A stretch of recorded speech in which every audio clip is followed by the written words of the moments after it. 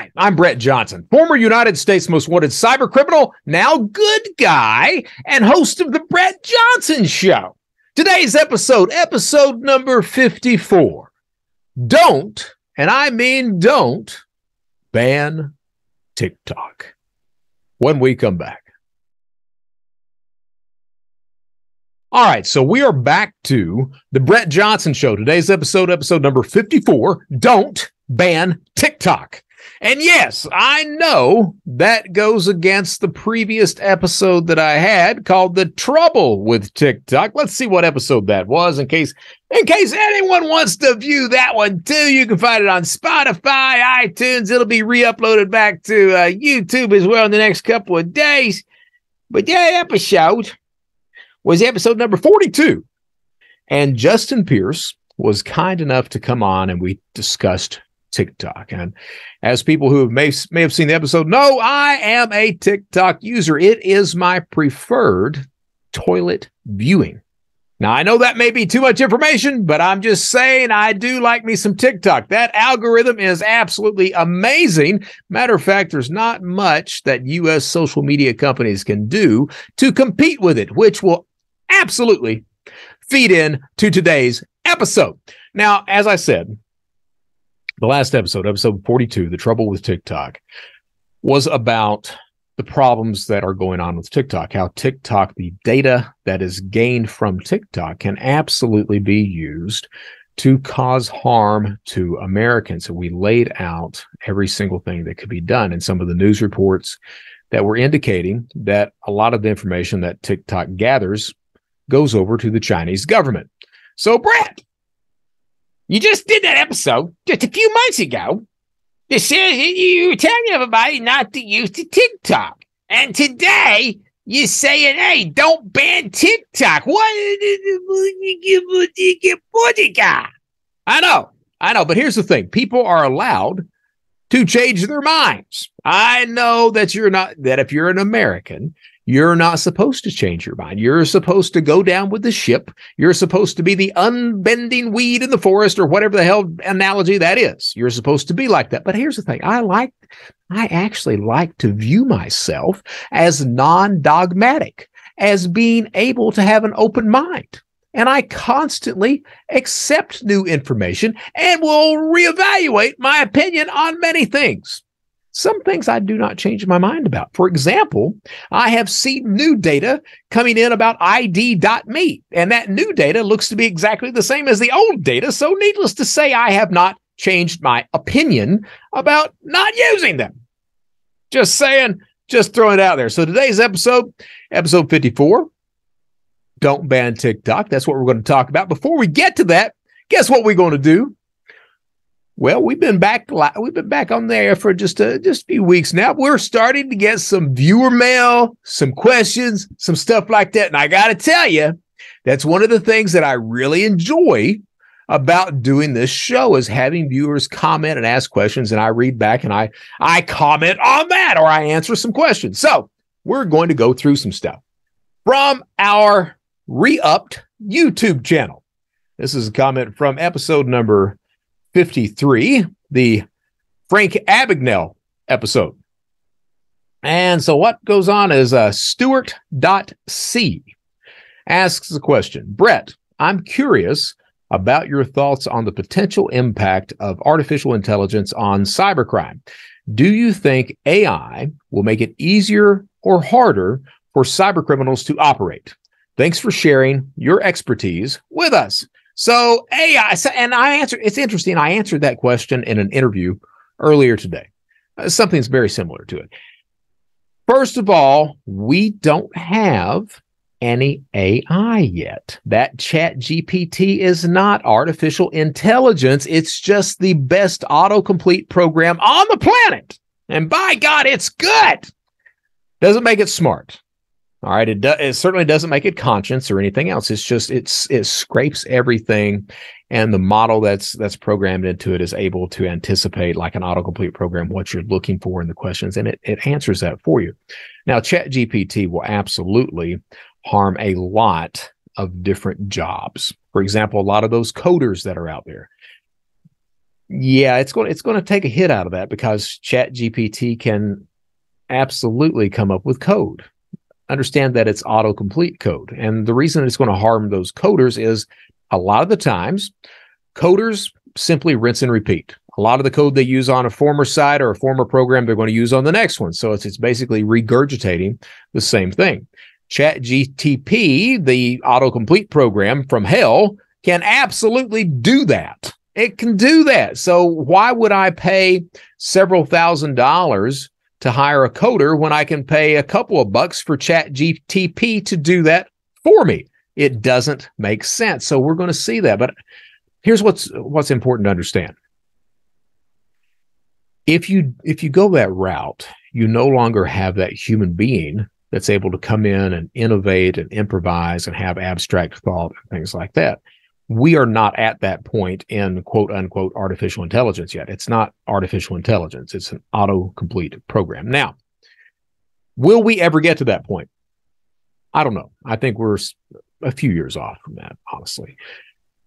That being said, do programs like ChatGTP help or harm the commission of cybercrime? I would say right now, we don't know. Now, there's been a few stories about criminals who use this program to come up with criminal code or maybe to help with the social engineering aspects of some of the crime, stuff like that. I would say to you that my thought on that right now is that that is just chatter. That's just hypotheticals that are out there. That's just a few guys on a forum, one of these criminal forums like Telegram or breached forums or some bullshit like that. It's one of these guys or a few of these guys that's just kind of bullshitting around, throwing things up against the wall. We saw that when they were talking about the metaverse. Remember the metaverse? Just a few months ago, how they were saying, oh, it's the next big thing. It's going to be bigger than any type of cryptocurrency. It's $1 trillion industry. And of course, Mark Zuckerberg, in his infinite wisdom, decided he was going to pivot the entire Facebook company over to the metaverse. And I guess he lost like 30% of his value, maybe a hell of a lot more than that. And then this last week, he's quietly buried the metaverse. You saw him go into Home Depot in the Tyvek suit. He bought the 55-gallon oil barrel. He bought the shovel, everything else, and he's just going to bury that son of a bitch in hopes that no one ever finds it again. One of the problems that you see about tech, about new products and services, is that they are overhyped.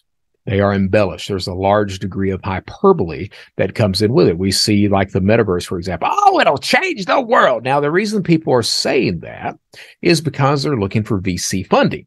They're looking to profit. They're looking to convince everyone, yeah, you're going to need this in your life. We need Coca-Cola to come in and buy some fake virtual property for several $100,000 a fake acre.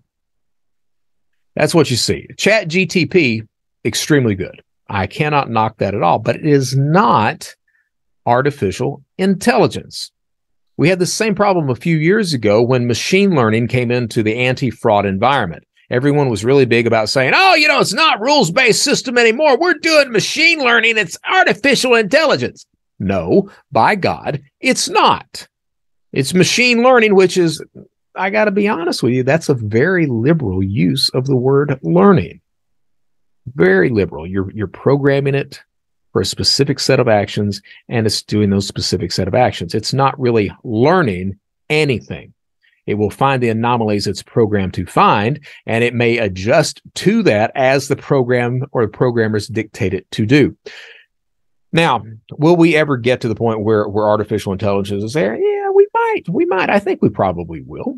But a human being who is capable of improvisation, who is incapable of innovating on the fly, who is incapable of that abstract thought, that is something that machines are nowhere near right now. And personally, I don't know if they would ever be. I think that we're always going to have certain jobs that it takes a human to do. And that's also in a criminal environment. Now, does AI harm criminals? I would say it's a complete wash once that gets to that point. I say that the first people that start like with machine learning, with the autocomplete, that will be used on the good guy side of things. And a lot of it will be used for bullshit. Like ChatGTP will obviously it will end up being the worst, most asinine customer service bot on the planet. That's what I think. All right. but it'll also generate code. It will destroy a lot of jobs that human beings need, all in the pursuit of profit. If criminals do use it, I would anticipate, and once it gets to that level, I would anticipate they'll use it to generate code. Absolutely. Because at that point, you no longer need to understand code to do it. You can be the attacker who isn't really very skilled, and you can come up with very skilled programs. I would imagine that it will also be used. So think of long-term scams like romance fraud, things like that. For romance fraud, a lot of those frauds to be successful, you have to spend a lot of time layering trust with that potential victim, a lot of conversations. So if you can get to the point where you've got a bot that's able to carry on a conversation with that potential victim, it takes a lot of the load off of you. Think, for example, what we call pig butchering scams, where you've got human beings that go out and they find victims, and then they start milking those victims for all of their hard-earned cash, their life savings, everything else would be a crypto scam. So I would imagine that if they can get to the point where they're using something like a chat bot like ChatGTP for that, that would take a lot of that load off of the criminals that are committing these types of fraud. I would anticipate that type of thing. For example, on LinkedIn, Brad Gorka, he had noticed that ChatGTP was being used to come up with new profiles or profile stories on LinkedIn to make it look more legitimate. So those are the types of things that you will see these programs being used for. Instead of me having to write content for my Facebook page or my LinkedIn page, if I'm a scammer, instead of me having to write content for Facebook, LinkedIn, Twitter, anything else, I can just have ChatGTP generate that. It looks very good. It looks very professional, and people will think that it's me when in fact it's not. And that will help me layer trust as a criminal in order to victimize individuals or organizations, things like that. And that's just me doing a lot of brainstorming right there. But that's where I think this is going. I think that if we ever do get to the point where we're at true artificial intelligence at that point, I think that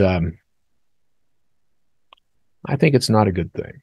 I really do. I think that the rush to do away with humans that do things, work, produce, create, I think that is that's a travesty, because we as human beings are very good about doing things and producing things. Yeah, we've got a whole shitload of humans that are lazier than shit, but a lot of us are pretty good about wanting to do things. And to take that away or to come up with programs that dismiss that, I think it's just unfortunate.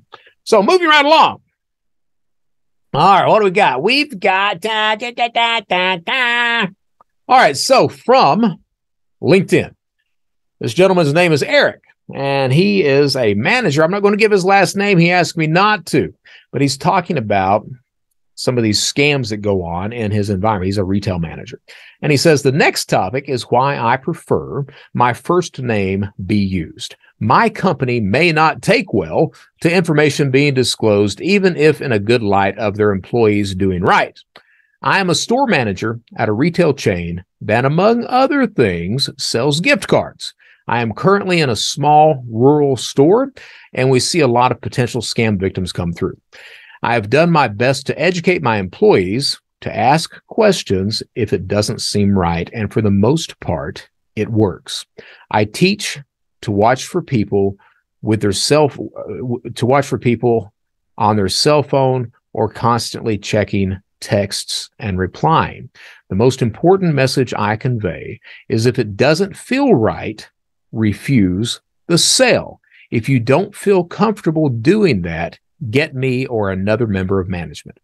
I have been thanked, cursed out, and screamed at for saving people large amounts of money. A common scam I have seen more prevalent recently has been people texting, pretending to be state representatives or government agents, and sending a profile picture with contact information to prove it to the victim, needing them to go buy these cards to collect owed money or another story.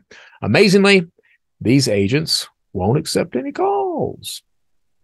So, Eric, you're absolutely right. And I really like what you're doing over there. One of the things that I've been very fortunate now that I'm on this legal side.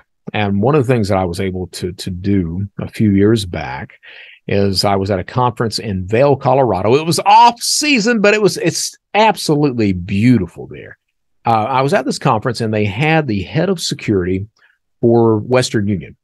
And he made a very, very profound statement. And that one line, I don't remember much of anything else the guy talked about, but that one line, what he said he said, if a victim leaves their house, if a criminal can get the victim to leave their house, there is nothing that you can do to stop that person from sending the scammer money.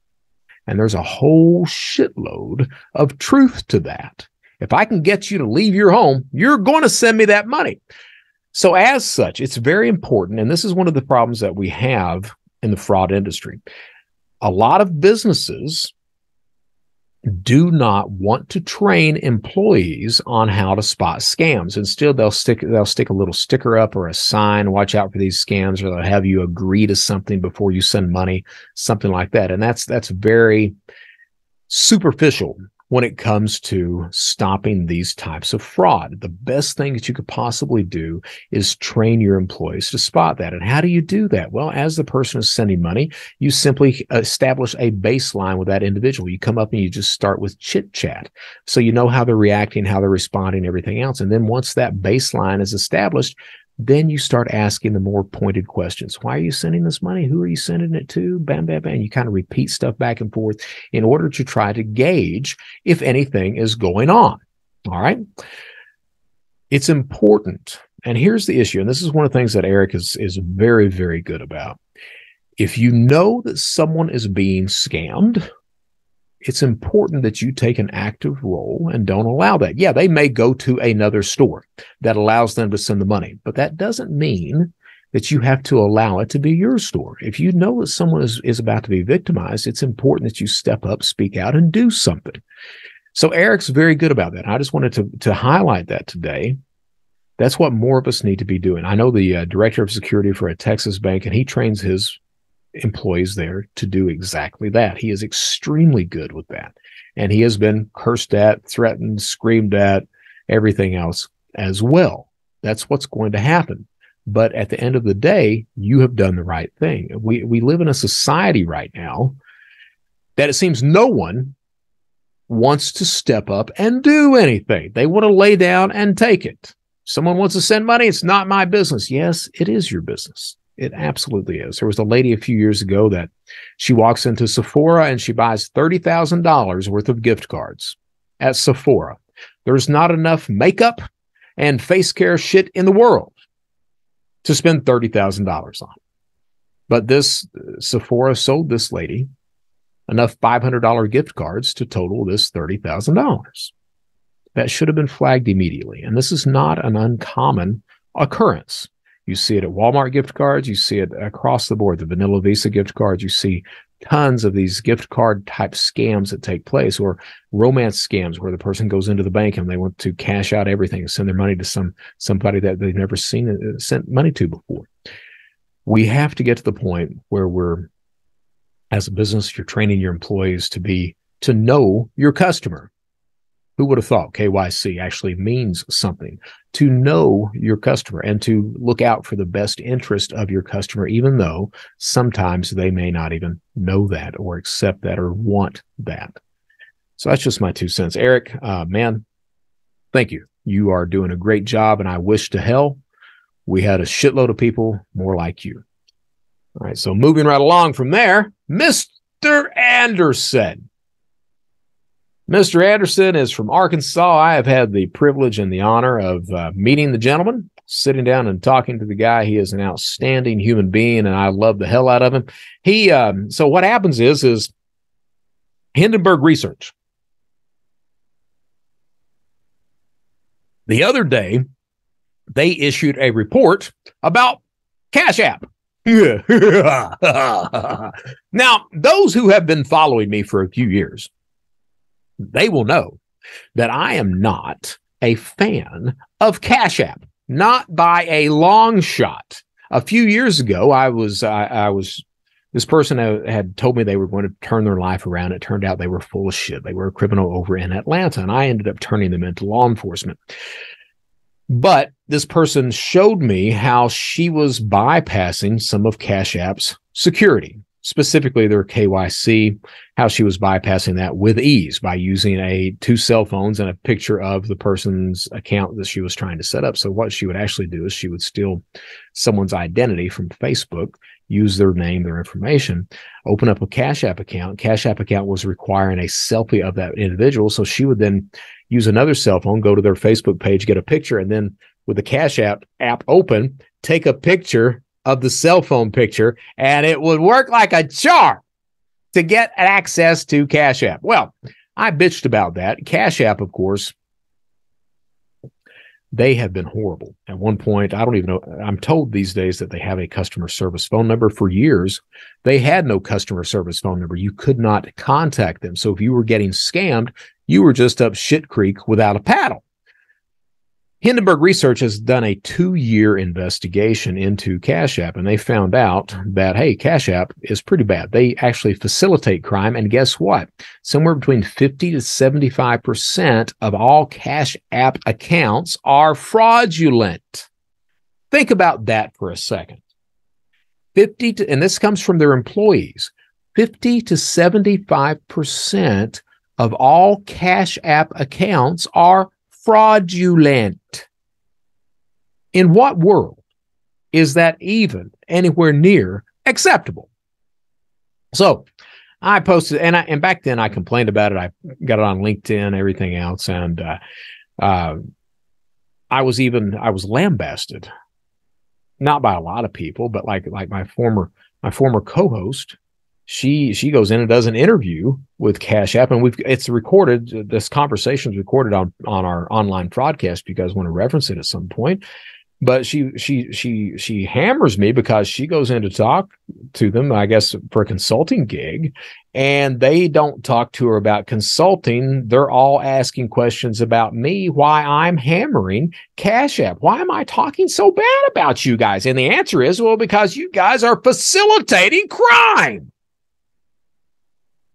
So that's what happened. A few days ago, this Hindenburg Research report comes out. Block, the parent company of CashApp. The stock goes down 15%. I posted that basically with a mini blog saying, told you so. Mr. Anderson on Twitter, he responded after reading, and I'm going to read his thread because it's kind of interesting. Okay, he says, about 18 months ago, I was stupidly taken for about $180 for a football ticket sale using CashApp. I started digging. CashApp deposits are banked through Lincoln Savings Bank of Iowa, an FDIC-insured institution, and cards are issued through Sutton Bank, or so they say. As I tracked the scammer, I was able to start getting details of the accounts he was using at CashApp. I could track this guy because Facebook Messenger, after he ghosted the victim, would change to the new morphed Facebook account. So this guy was using Facebook Messenger. He would scam somebody, then he would change his account, and just the Messenger would update with the new account as well. So when a woman's name scammed me, a guy saw my post and was able to tell me, quote, your scammer was the name my messages became, end quote. Between the details of my scam and his looking through CashApp terms, two things were very clear. Despite the bank backing claim, they were not doing KYC screening, talking about CashApp. They were not doing KYC. And Hindenburg Research, their report also supports this. They were saying they were extremely lax with KYC. Continuing on with what Mr. Anderson said, they then allowed a single account to change handles 2, maybe 3 times. So understand what's going on there. Someone uses a stolen identity. They open up a CashApp account. CashApp is not doing, they're doing a shitty job with Know Your Customer. So those who don't know Your Customer means that, hey, you have to verify to open up an account at a financial institution, a crypto firm, a fintech company like CashApp or PayPal, something like that. You have to verify your identity. You may have to send in documents, provide social security numbers, prove you are who you say you are. CashApp was doing a very poor job of KYC, and they were doing it, according to Hindenburg Research, they were doing it on purpose. So you would CashApp, you would use a stolen identity. You would, because they're not doing a good job with KYC, you would use whatever documents, fake documents you needed to gain access, open up the account. You would scam somebody, and then you would change the information on that CashApp account, change it to a brand new handle, and CashApp would allow it to happen because they didn't give a damn about KYC. Continuing, the combination of the two circumstances meant there was this private money moving only at CashApp, which was not involved with Lincoln Savings. You combine that with their ability to buy crypto with cash deposits, and now it's exactly what you've, talking about me, said a scammer needs, an easy way to cash out. So while they had a banking backing them, the money was in a CashApp pool. All right, it wasn't really going through the bank. Instead, this is what Mr. Anderson's saying. I'm not sure this is all correct or not, but it sounds pretty damn good. So it was in the pool. Instead of it going through the bank and being handled at that point, it stayed in the CashApp pool, probably just a, some sort of account that that this backing bank has supported, but not really looking that closely at.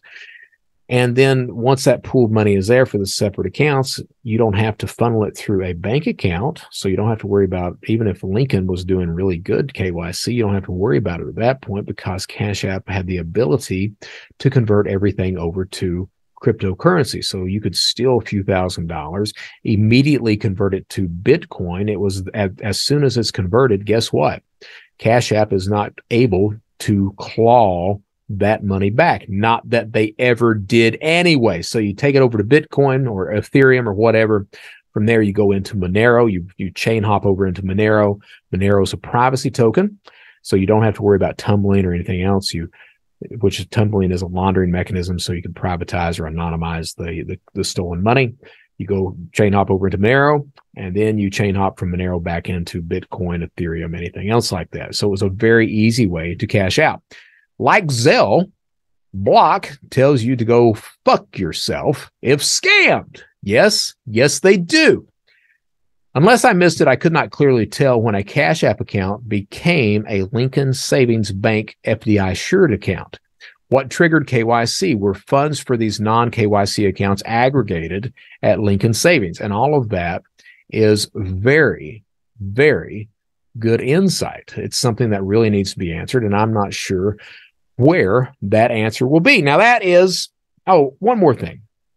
I have, the other day I did an interview with the great Herb Weisbaum on check fraud, because check fraud is going crazy right now. I've also interviewed Frank Albergo, the national president of the Postal Police Officers Association, about all the mail theft that's going on. I'm going to do a show about check fraud. We already did one about the mail theft. I'm going to do a show about check fraud. I'm also going to do a show about CashApp and the problems of CashApp and what's been going on. I just wanted to comment on check fraud, and I posted a thing on Twitter today and on LinkedIn as well, that check fraud is not new. It's not. There's a lot of people in the cybersecurity and the fraud industry who like to pretend that these crimes are something new. There is nothing new under the sun. The shit that I was doing, I came up with a lot of quote unquote new crimes online. That's simply the only thing I really did was figure out how to translate a lot of the crime that was in the physical world to an online environment. That's what I did.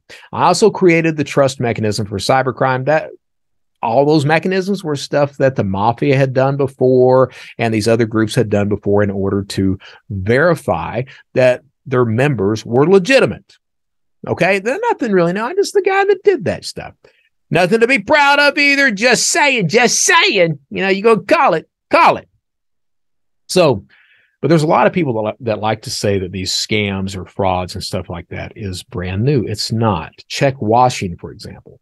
And check washing is still a thing. It is still a thing. Check washing is when you take the check, you'll submerge it in acetone, something like that, and the ink will literally lift off of it at that point. So you can rewrite portions of the check or the entire check itself. There's a thing called check cooking. They call it cooking now. I have no idea, but it's simply It's simply using a check, getting the details off of that check, maybe the signature, stuff like that, certainly the routing, the account number, get the details off of that, and you create a brand new counterfeit check based on that. For some reason, a whole bunch of people on LinkedIn are thinking, oh, they're doing this thing called cooking checks. Look here. I was arrested February 8th of 2005 because I was cooking Bank of America cashier's checks. It's nothing new. This shit's been going on. The only thing that's new in this is the technology that they're using to be successful at this crime. That's it. Telegram is an outstanding platform that allows criminals to network together. Telegram is the most important platform criminals are using right now. So Telegram's there. That's one of the tech. You got these check manufacturers online where you can just simply go and you can order checks. You've got Photoshop. You got things like this where you can make templates of stolen checks. So the technology is out there, and working together, it allows criminals to be much more successful at check fraud than they have in the past. It's able to scale. It's much more profitable, much more successful, things like that. And you add in stealing mail on top of it, as I spoke with Frank Albergo, because there's very little consequences right now from stealing the mail because of the ease of which you can steal the mail. Some of these guys are renting friggin' U-Haul trucks because of all the stolen mail they're getting on a daily basis. It won't fit in the trunk of a car. You've got to put it in a U-Haul. Now think about how many checks are in a U-Haul full of stolen mail. You got checks, you got credit cards, you got cash being sent through the mail, maybe some drugs, PII. You got all this bullshit. So it's a very profitable thing to do, and there's very little consequences because the USPS, for some reason, has decided that defunding postal police officers is a good thing. Good job, guys. Infinite brilliance on your end. Moving right along. When we come back, episode 54, don't ban TikTok on the Brett Johnson Show. All right, so we are back to the Brett Johnson Show, episode number 54, Don't Ban TikTok. Yes, it's time to talk about TikTok. Look, so as I said, it's okay for people to change their mind, to change their opinion about things. I do this frequently. I don't call it flip-flopping. That's an insult. I call it having an open mind and continually reevaluating the information that's coming in. You should not be dogmatic. Now, that being said, here's what's important to understand. When you change your opinion on something, all those people that were on the same bandwagon that you were, that thought that you were part of the team, you ain't part of their team no more. They take offense to that. They get a little angry about that. And I am not going to lie to you, I have gotten some flack because I have changed my opinion about TikTok. So I wanted to talk about that today because out of the gate, what I want to say is, look, I don't think that TikTok should be banned. I don't. Now, that being said, I am not an idiot. I know for some people out there, they're not now, they're looking at this, they're saying, he don't think TikTok, is he an idiot? TikTok is giving all the information over to the Chinese. Has he never heard of the Red Scare? This is the Red Scare all over again. Here's the thing. I absolutely believe that TikTok gives data and information over to the Chinese government. I am not an idiot. I do believe that. Now, why do I believe that? I believe that because the United States social media platforms absolutely gives data over to the United States government. If the U.S. is doing it, you can bet your damn bottom dollar that the Chinese is doing it. Absolutely, that's the way this shit works. When I was working for when I was working / screwing over the Secret Service, one of the things that was going on is Google at that point in time had a very open relationship with the United States Secret Service, and Sergey Brin had even told the guys over there, hey, Any information that you need on any of our users, you just let us know. Glad to give it to you guys. That it was an open door, an absolutely open door. You'll remember, now this was back in 2005. A couple years later, though, there was that big hubbub about, Google was not going to give over any information to law enforcement, even though law enforcement had said they were going to get it, and Google was going to make them go through court and everything else. The problem is that some idiot law enforcement guy, somebody that was obviously suffering from FIS. What's FIS? Fucking idiot syndrome. Some law enforcement turd had said, oh yeah, we're going to subpoena Google. They're going to give us everything we want, whether they like it or not. Well, when you make that shit public, guess what? You're leaving these platforms like Facebook, like Apple, like Google, you're leaving them no choice because they have to make sure that their users trust them. You're leaving them no choice but to fight it out in court. But as long as you guys were not saying anything, and I'm sure that the rest of the law enforcement community was looking at that idiot like, dude, what the hell? As long as you're keeping it under the table, everything was fine, okay? These platforms absolutely give information over to the government. Matter of fact, I do believe that one Edward Snowden has alluded to this. And here's out of the gate, you guys have got to know, I am not an Ed Snowden fan. I can't stand the son of a bitch. I think he needs to pull a good 30 years. Actually, let me take that back. I think he deserves his day in court. Let the court decide if he's guilty. Let the people decide if he's guilty, and then put his ass in prison for 30 years. Just saying, just throwing it out there. I'm not a fan of his, but he was right. He was right. The problem is when he talked about all that privacy and data and the information that's being used, no American really gave a damn. They didn't care. So what? We're being looked at. So what? As long as you're giving us something free, we don't care. And that, got to be honest with you, that's really what's going on today as well. Nobody really, in the United States at least, no one really appreciates their data, their information. Now, so TikTok, for example, and I talked about this in episode 42 with Justin Pierce. I played the guy that loves TikTok, and I use TikTok. Like I said, it's my preferred toilet viewing. The algorithm is outstanding. I will say that if you stop on somewhat questionable content for any length of time, it continues to give you that questionable content. I am not a lech. But if you show me a picture of something, the eyeballs may stray. And TikTok sees that shit, and it delivers more of that content that makes the eyeballs stray. Just saying, completely innocent here, completely innocent. But we did a show on 42 talking about that. So the data that is captured on TikTok, what can you do with that information? Well, you can identify specific users. You can absolutely do that because they're looking at device information. They're looking at IP ranges. They're looking at who's registering. They're looking at all this information. So you can absolutely identify specific users. You can identify who in the environment is with those users because now we've got over half of all Americans are using TikTok. So you can identify the groups of people that are together. Now, if you're in high school or something like that, that's not huge. Hey, we're able to see at TikTok who all's on the football team. The problem is it's not just the football team. The problem is that you're talking about troops all of a sudden. You're talking about people who are in intelligence communities. If you can identify one individual, then you know every phone that's in that area as well because you're looking at device info, you're looking at IP ranges, things like that. So you can start to identify groups. All right.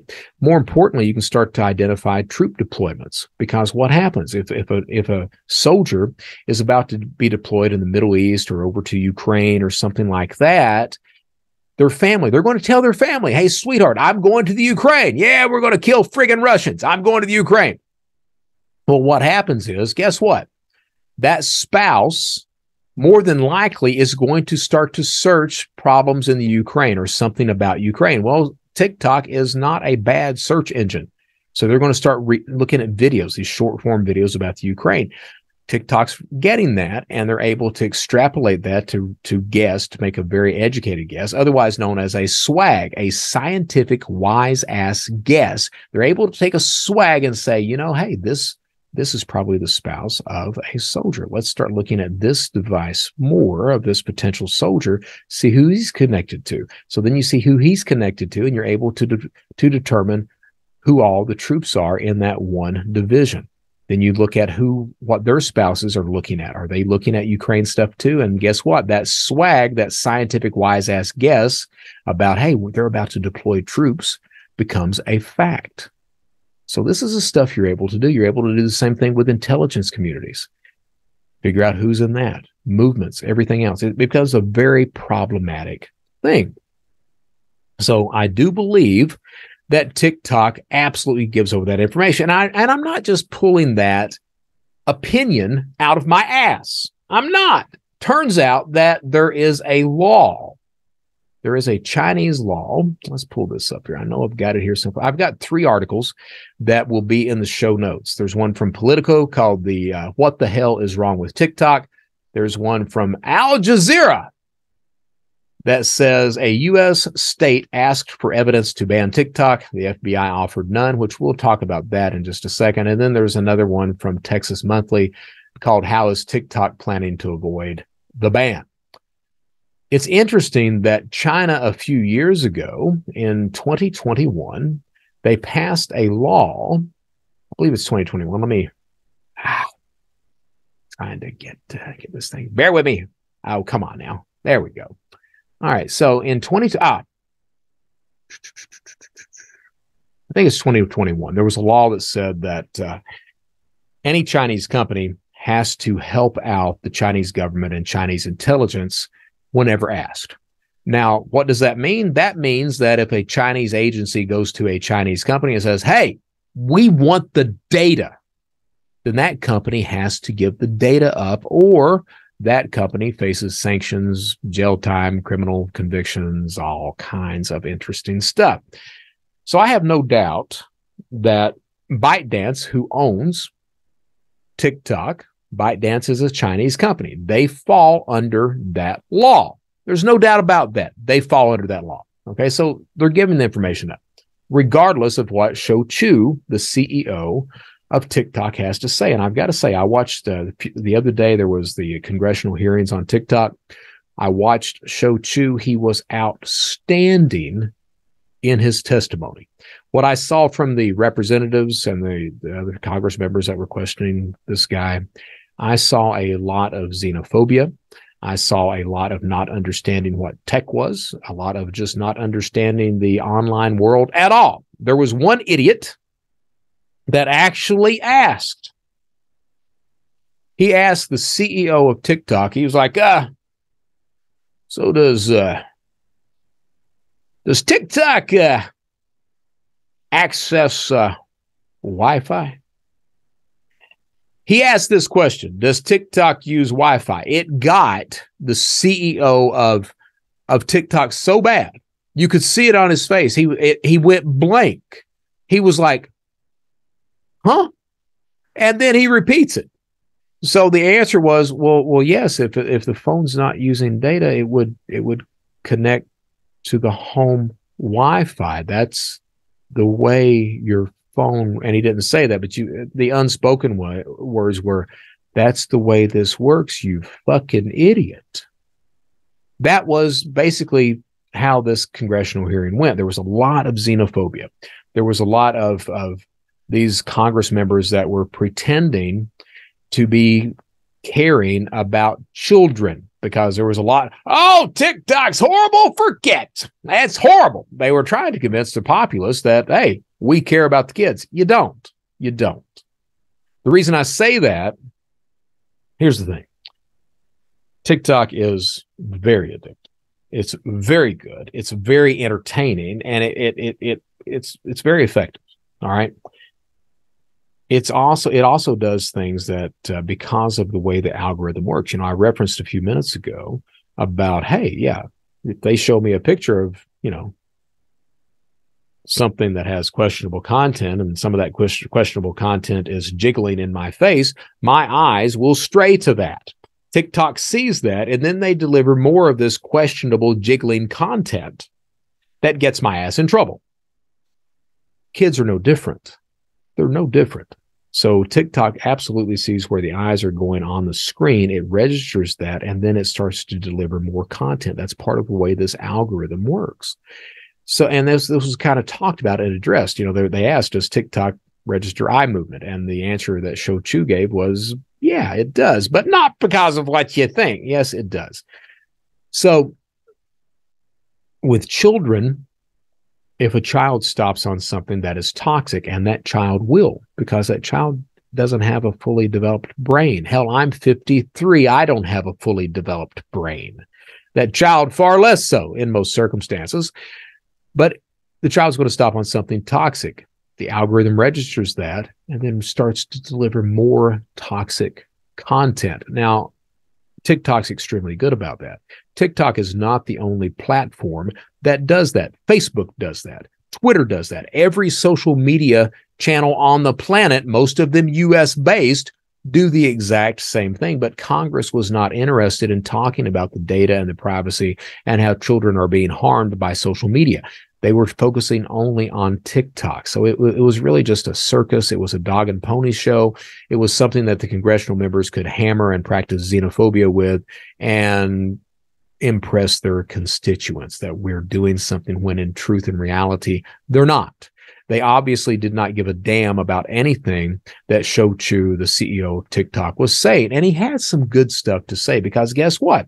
TikTok is actually taking a really proactive approach in addressing some of the problems that are out there about helping children. Like they've got a STEM program, and the views that the STEM program and the videos have witnessed are extremely good. They're extremely good. They've got programs in place that if someone's searching for suicide or something like that, that it directs them to a hotline. I mean, they're very proactive on stuff like this, where other platforms are sorely lacking on that.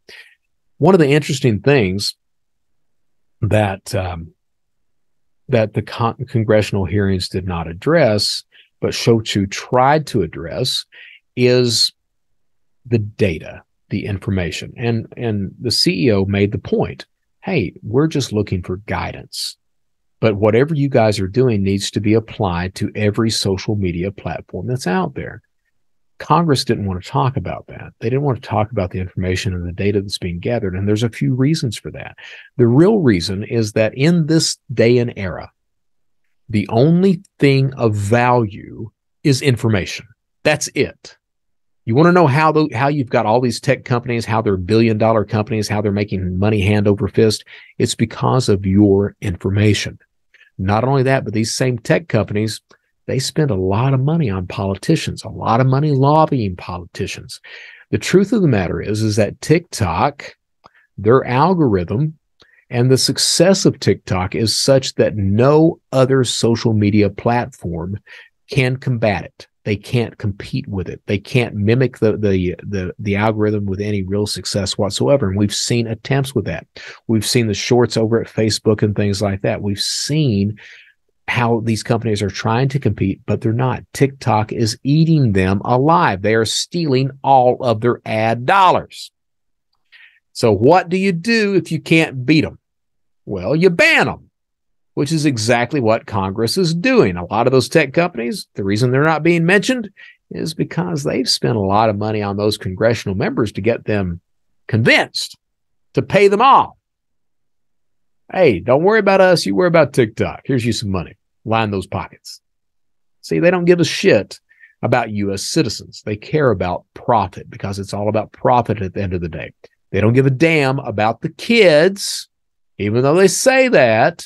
They don't give a damn about children. They care about how much money they're going to make. So they make it about that. Okay? Just wanted to share that. One of the things that was not really talked about, two things. The first, and this is from the Al Jazeera article, and this actually happened, but in the first paragraph, When Maryland became the latest U.S. state to ban the use of TikTok, this article is January 26 of 23.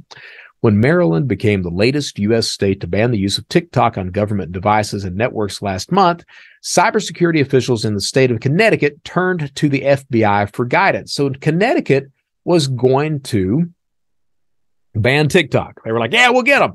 But, hey, FBI, can you show us? I know you guys are saying it's dangerous, that the talk is spying on everybody. Can you give us some evidence of that? The FBI did not deliver any evidence, any supporting documentation, nothing to support the claims that TikTok was handing over any information, that TikTok was spying on people. Now, we know that TikTok has spied on some people. They spied on some Forbes journalists. They absolutely did that. That's happened. We know this, and I don't refute that at all. I do believe that TikTok hands over this information. I also believe that every social media platform hands over information to their respective governments. Bear in mind what I said there.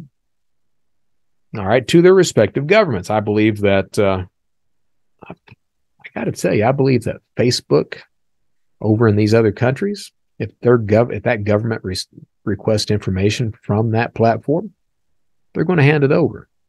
I absolutely believe that because I've seen it happening before. That's the way these things work. All right, it's all under the table. Once it becomes public, it becomes a fight.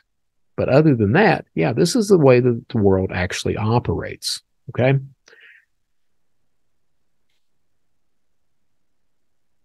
TikTok is as trying to convince people and the populace of the United States that, hey, we want to make sure that the data, that your information is protected, that it's not going to the Chinese government. So they have offered, and they're implementing this thing they call Project Texas.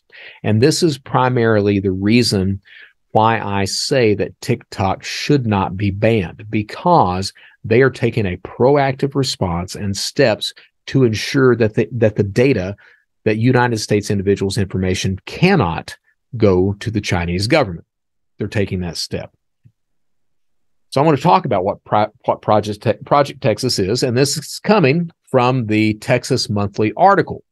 Okay, so enter Project Texas, a massive $1.5 billion corporate restructuring plan aimed at instilling American confidence in TikTok's operations and security. Project Texas earned its initial confidential name in 2020 when Austin-based cloud company Oracle won out over Microsoft to serve as TikTok's U.S. technology partner. The project name leaked to the public and it stuck. So, the initiative, which began rolling out in July of 2022, less than a year ago, addresses data security, works to protect influence over content, and ensures there are no backdoors into the TikTok app. Under Project Texas, TikTok's American operations would be siloed and monitored by an in-house committee called TikTok U.S. Data Security, leadership for which would be approved by the United States government. Under the new organized structure, TikTok would also utilize the Committee of Foreign Investment in the United States, an interagency U.S. governmental committee that has handled TikTok negotiations for the last few years, as a third-party security source. Additionally, Oracle would be able to review TikTok code and software in transparency centers and monitor global data flows necessary to allow TikTok users to engage with the app's international content. The U.S. government will reportedly also be able to access these transparency centers. So what they're saying is that, hey, all U.S. data, all that U.S. information will be hosted on U.S. servers overseen and owned by Oracle. Now, this is something that the Congress did not address. This is also something that detractors from on TikTok, they don't address either. End of the day, do you trust Oracle to be secure? Here's the thing. I don't have to. Because here's what I know. I know that Oracle has over 620,000 customers. I know that Oracle provides services for all 100 of the Fortune 100 companies. Can they be trusted? Yeah, you're goddamn right they can be trusted. Are they secure? Yeah, they're secure. They're secure enough that Bank of America uses them. Are they secure? Yeah, they're secure. They're absolutely secure. So they're going to have the data. They're going to have the information. All right. They're going to look at the TikTok code. They've got those keys to the kingdom. So they're able to do that. Not only that, but the committee, TikTok's saying, hey, the U.S. government will approve the committee. So they're basically saying, hey, this is what we're willing to do to make sure. Now, the argument comes up, well, it's just that, TikTok they'll have access to back doors and can get the data that way. Is that really a believable article when you have a company like Oracle that's able to view the code? I would argue not. All right. So if the code is siloed and not the code, but the information of the data is siloed and it's never going to the Chinese mainland at all, it's basically staying in the United States. What's the issue? Not only that, but they're saying, hey, we're also going to look at being able to, to make sure the content being delivered is not harmful content. Because there was an article that there was an element that Congress raised about, well, it's going to be very easy if the Chinese goes over and they take over Taiwan. It's going to be very easy. TikTok, we're going to start to see all these posts coming up about how, China should be taking over Taiwan. And we don't like that. We don't like that at all. So what's he going to do about that? So TikTok is also trying to address those types of things. It's trying to address the content that's being delivered to children. They're taking a proactive response, much more proactive than anything that I've seen coming out of Facebook, out of Twitter, out of any other social media platform that's out there.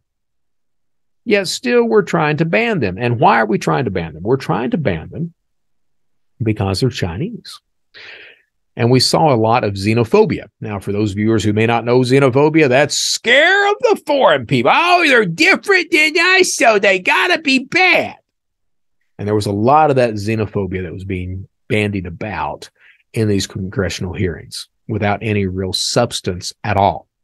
Now, I grant you, I do believe at this point that TikTok, any request for data, they hand it over to the Chinese government. But if they're able to silo that, and there's an argument for why that would be a case, that they're able to silo that and get it to the point where they're not able to hand over any of the data.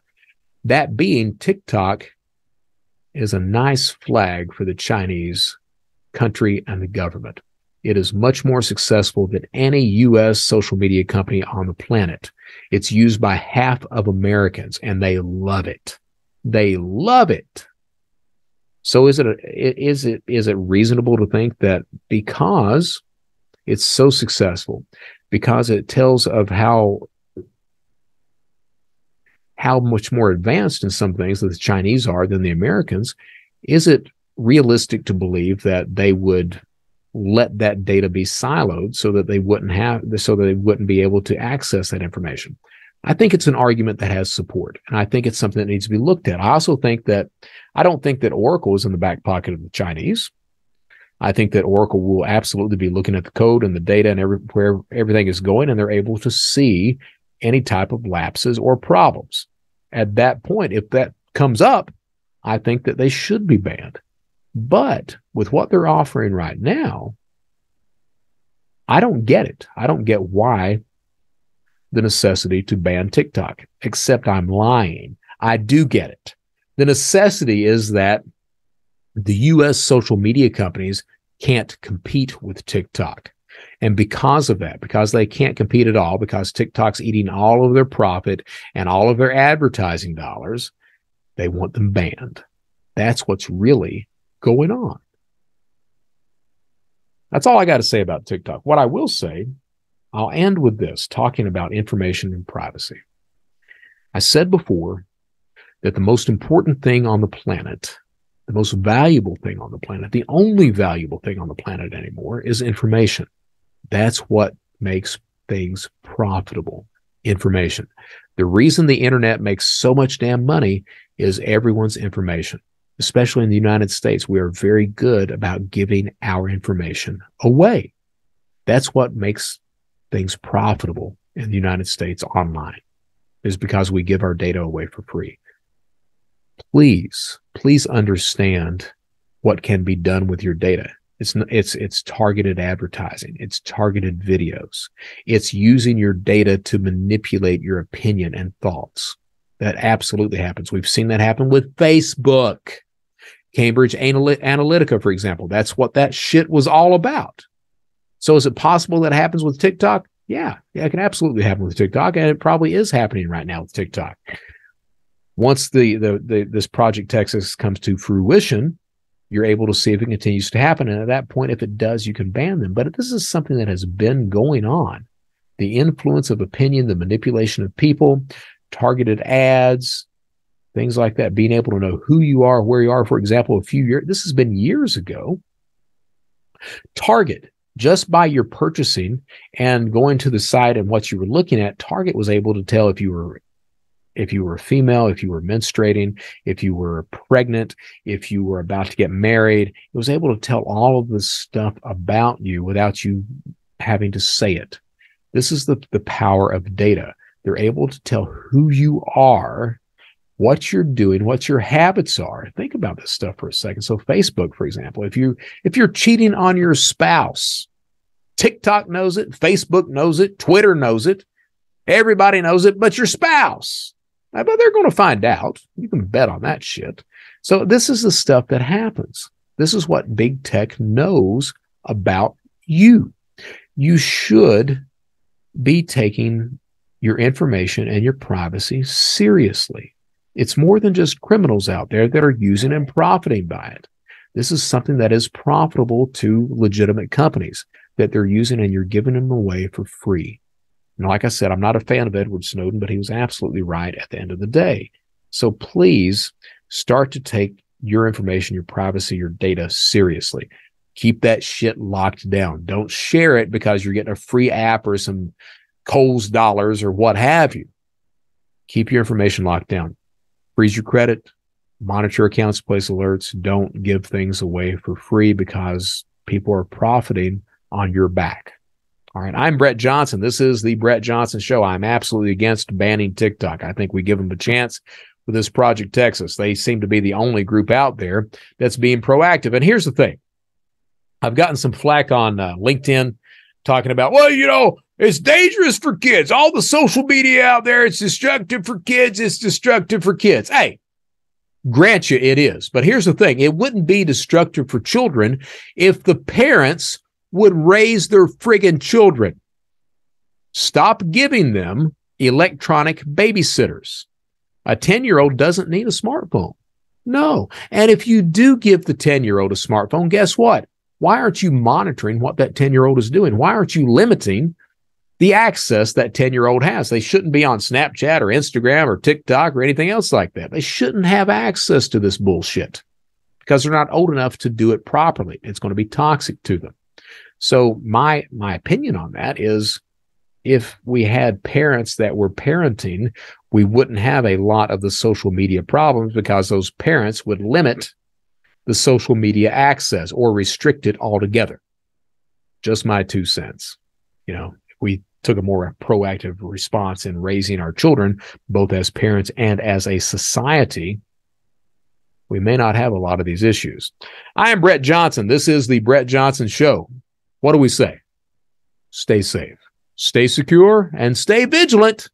More importantly, this is the Brett Johnson Show. At the end of the day, just do the right damn thing. I'm Brett Johnson. Thank you for listening. Until next time.